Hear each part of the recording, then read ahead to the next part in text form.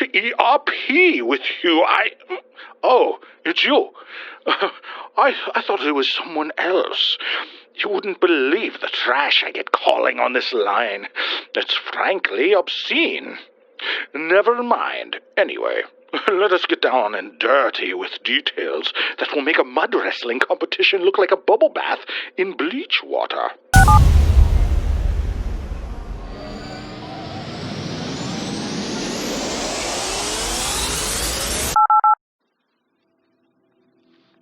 Her name, Meadow Collins, 21.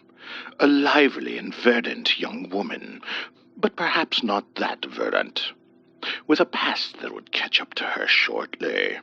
Location? Hickory, North Carolina. Date, fall 2020. Meadow was quite a catch for most of the available boys in her town. She wasn't skilled in sports, wasn't a socially adept trendsetter, nor a flirt, nor a particularly smart person. What Meadow Collins always had was a topography that had matured in all the right places, and a most pleasant and florid accessibility that made men run wild. She had that something that most females lack and most females crave to have. That made Meadow a very lucky girl, if that's the right descriptive. Luck was with that lady, but her luck was to run out on this night. She would entertain a much different type of visitor that would want her body for an altogether different reason. It was past midnight when Meadow would awake to hear a scratching sound inside her walls. She lay quietly, listening to what she first believed to be mice, or perhaps just a mouse. It would be tracked up one wall, inside the hollows and between studs and down the other. The noise went on for a long time, into the early morning hours before sunrise, and then it faded away, to be replaced with a tiny and lilting voice muffled by the drywall. The voice simply said, "Love me," before fading. Meadow's heart jumped. She became frightened to tears and hyperventilated herself to unconsciousness while laying in her bed. When she awoke, it was light. Her chest hurt from breathing so heavily. Her mattress was soaked in sweat and urine. It was a confirmation that she had truly experienced what she remembered from hours before. It wasn't a dream. Over the next hours, as she cleaned up her room in an attempt to put her head together, Meadow convinced herself that nothing had transpired. It was indeed just a dream.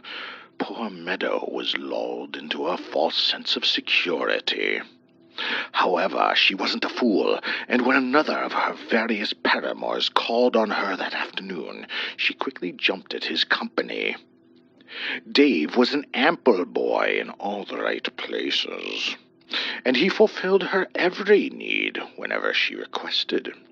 Meadow had hoped he would stay the night, and at first it was bliss when they drifted off to sleep in each other's arms in late evening.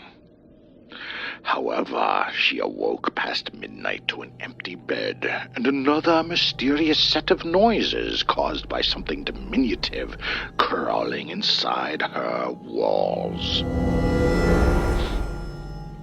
Her protector had fled furtively in the wee hours, and Meadow was now alone to face the discordant music of a frightening piper within her walls. She gasped, and the intruder began to speak out to her again. "Love me?" it called with a tiny, high-pitched voice. Meadow froze, tears rolling down her cheeks. "Love me?" it asked.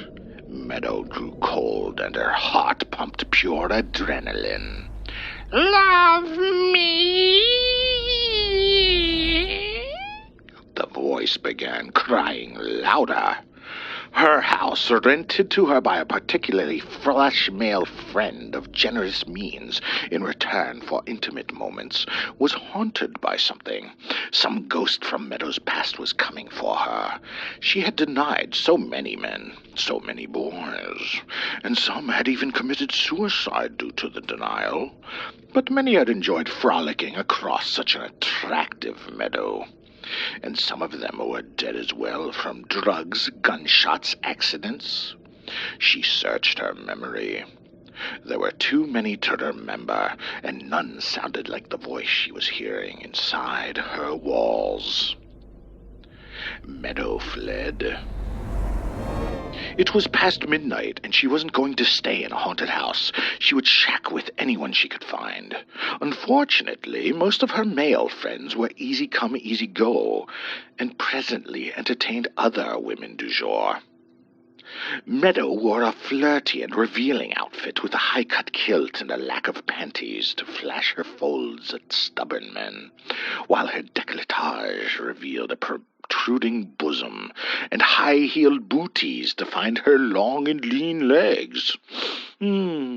Alas, futility.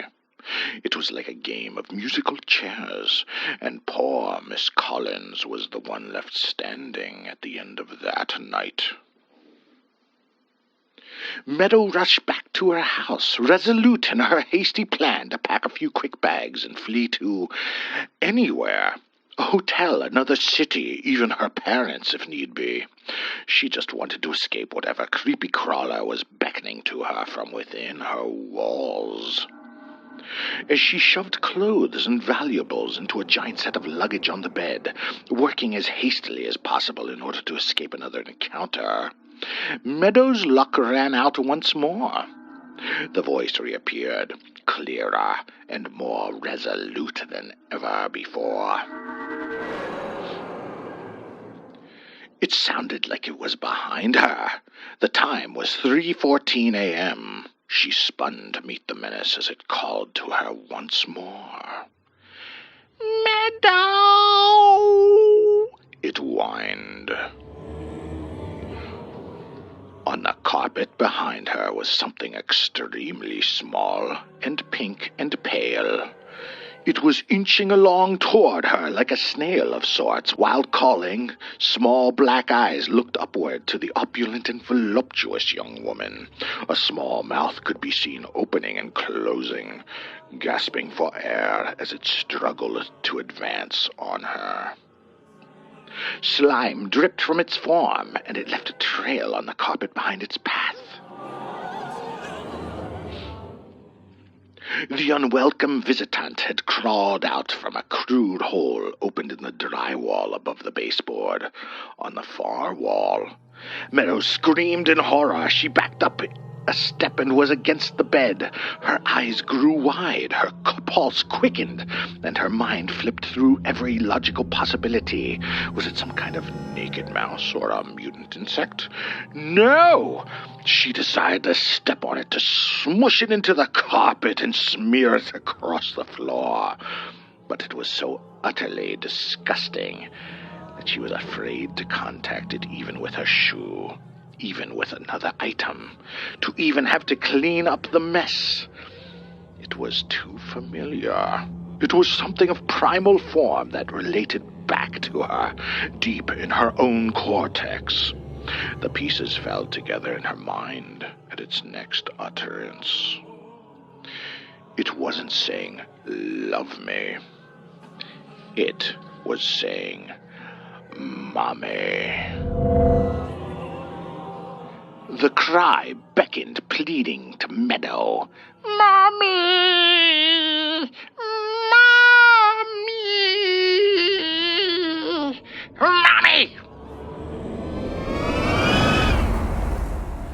Again, the besieged girl's pulse raced. She realized what she was seeing. It was a fetus. It was clearly her fetus. She had aborted so many in the past years. So many were sliced and diced within her womb and removed via suction and hook to be deposited unceremoniously in waste bags before her very eyes. This one, it seems, wasn't mutilated. It was still whole. And it was coming for her. Mommy! Let me in, Mommy! It cried, lifting a tiny arm to her. I need my mommy! Miss Collins felt the blood surge up into her head, her eyesight turning crimson and then black. Sometime later, she couldn't tell how much later, she awoke, laying prone on the carpet of her bedroom. Her body ached all over. Her muscles had grown so tense that was almost in a state of shock before passing out. But there was one other subtle feeling starting to overwhelm her senses as she came to. Something evil and invasive and mortifying. The feeling of something crawling up inside her nether region's most intimate passageway. It was wiggling along with regularity.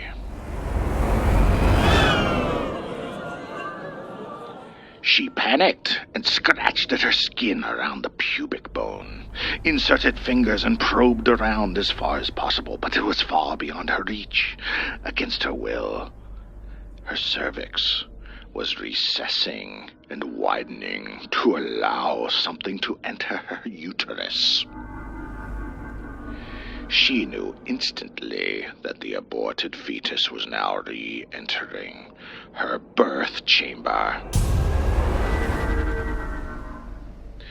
Dread, fear, and crushing panic paralyzed the young woman, her heart racing again, her face and hands sweating profusely, her legs and arms twitching from mental instability setting in. And in this curious state of shock, she could only lay panting and heaving on the floor to listen to a small voice coming through her flesh from inside her abdomen, telling Meadow what she'd never wanted to hear. Mommy! It squeaked. We are one again. Love me, Mommy. Feed me, Mommy. Let me live, Mommy. I don't want to die. I don't want to have to Kill you!